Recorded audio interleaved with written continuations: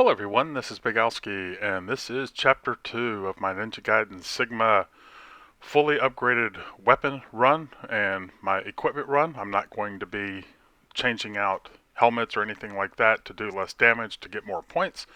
So I'm also comparing my score with one of the highest scores on video out there, Tomy90, and this chapter is one that I lose a lot of ground on because of kind of an exploit that they use, the Karma players do. I didn't do that in this. And also the last fight with Doku, I didn't really want to spend a lot of time trying to figure all that out and just, was happy that I beat it. So going forward here into this fight right here, you could probably get another ET out of this because you'll see I have a lot of time left. So there's some points missed right there. Again, I could have collected that with the Holy Gauntlet. On this, don't jump down the hill, slide, then do a jump. And then that's what causes the timer to always come on from my experience. If you jump down the hill before just sliding down, it doesn't start again. There are a couple of other ways that you could do that fight or get it to start, the timer to start.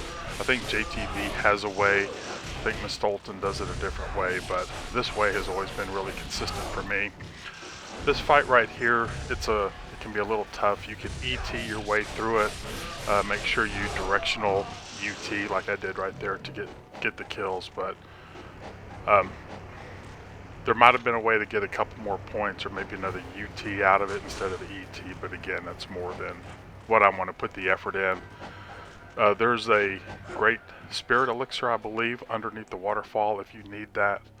But they really give you a lot of items, health items, starting out here going through the first few chapters. So you should be okay. I actually leave a lot of that stuff behind. This fight right here can be tricky just because I've had the mages spawn and just kind of stay down at the back. They only seem to really come out one or two at a time. You just don't know what they're going to do and where they're going to spawn. Like all of this time right here is some little extra time. If I didn't have a helmet on that did the damage, maybe I could have, again, got a few more points, but I'm going to take it, where I can get them at this point. But you'll see I'll run this time limit down pretty close. Knowing the enemy count is very important, and again, some of this stuff, these guys, I'm not taking anything away from them who really put the runs in, but a lot of it does depend on luck of the spawn and where they spawn. And it happened to me a few times throughout the run so far that I just, kind of got lucky that they spawned where they did and how they spawned and things like that. So it can help you, but it can also hurt you if you're really going for max points. It's really up for you to decide what works best. Now this is that exploit area. I'm not really sure how they do it. I know they jump down and trigger like the Maramasa or go into it before it shows him as being active or an option. So there's not like a timer on here. I don't know exactly what they do, but anyway, I'm just doing this the regular way. And having said that, you'll see the point differential from me, doing it this way.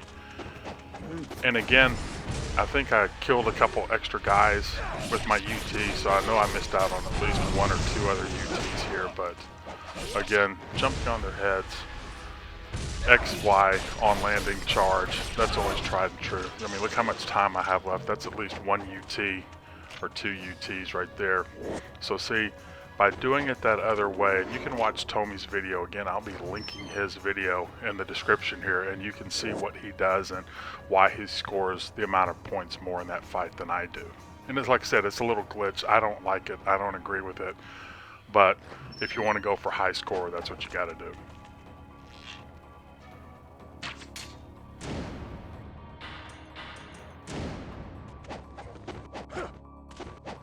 So here's another fun fight, but it's really not that bad. This kind of sweet spot coming up is better than some of the other locations versus the around by the wall that we've used in the past. Also, using the Nimpo to knock them off their horses doesn't work like it does in Ninja Gaiden Black. So if you really want to make the time limit and get some points, staying right here is is a pretty safe bet. And even if you don't make the time limit, if you get a lot of UTs, because it is kind of a struggle. Again, you can still be shot by an arrow. You can still be clipped if you're not paying attention. Watch the screen. It'll adjust just a little bit as they're getting close. Listen for the audio cues of the horses, the little whinnies that they make when they're coming around or turning around on the wall. I think here is where I didn't want to scoop them up, but I just released just a little bit too soon. So there's at least 3,000 points missed.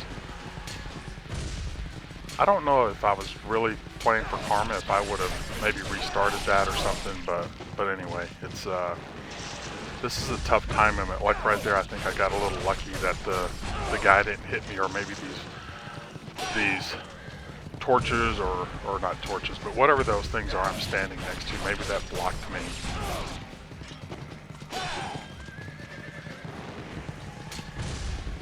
Now, if somebody wants to get out there and just shoot with arrows, maybe you could do that. Since I suck with the bow, it's something that I wouldn't be doing. But you could probably run around and just jump and target with the bow and slowly maybe whittle them down. But again, this is a much easier way, unless you're super good with the bow, and we all know that I suck with the bow. I think I stock up here a little bit, buy anything that I really need. Essence is not that big of a deal in these first few chapters, so you might as well buy the stuff. Nimpo really helps out on some of these fights.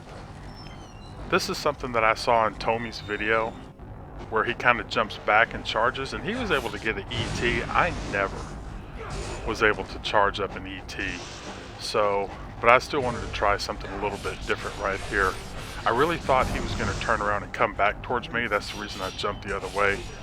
And I kind of messed up right there with my on landing. But again, know where the enemies are and knowing where they're coming from and hearing them, and use that. But watch this damage right here. I got a double connecting ET. While he was down, that's the reason it did so much damage. But if you actually knock him off his horse and at least the 5th and 6th guys don't appear, it's going to be hard to make the time limit or make the kill count for this chapter. To get the extra enemies out of this fight, you can't go above like the 5th stair, and that's once these guys come out, that's when you can go back up and get the rest of the fights. Having those extra 6 kills, I think it's either 6 or 4. I think it's 6 in this encounter. But having those extra kills means that you can speed kill Masakato a little bit faster and not worry about the mages on his end. So doing this really helps, knowing how to get these extra kills. And again, using the Inferno Nimpo does not knock Masakato off. So again, a lot of this is audio cues, listening for the enemies, especially on Masakato. Don't forget to save. There's another chest up there with a great spirit elixir if you need it. Again, this is one of those fights that positioning is... Do I release? No. Yeah, see, I release early right there.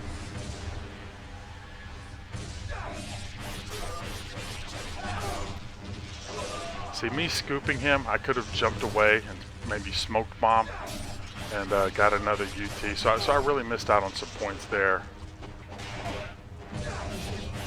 But you can be hit by this fire pretty easily, so you kind of got to be careful about that. But this fight could be a lot better. I probably could have got another couple UTs out of it. There's a Life of the Gods around the corner there to the left of where I was right there. But again, I really don't pick up the Life of the Gods. The 1,000 Gods, you know, works enough. Again, don't forget this. Go back and save. Now here on this Doku fight, again, if you want to see how to kill him, loop him with the ETs, and make the time limit, I never could, you know, really get this down.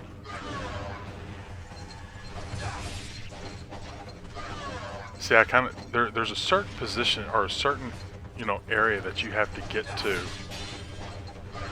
And I didn't want to spend a lot of time, you know, on this. So, I mean, it's not the best, but I think it's like, you know what? See, I get too far away. Those guys know exactly where to jump and which direction. I think I maybe get it a couple times here. Nope.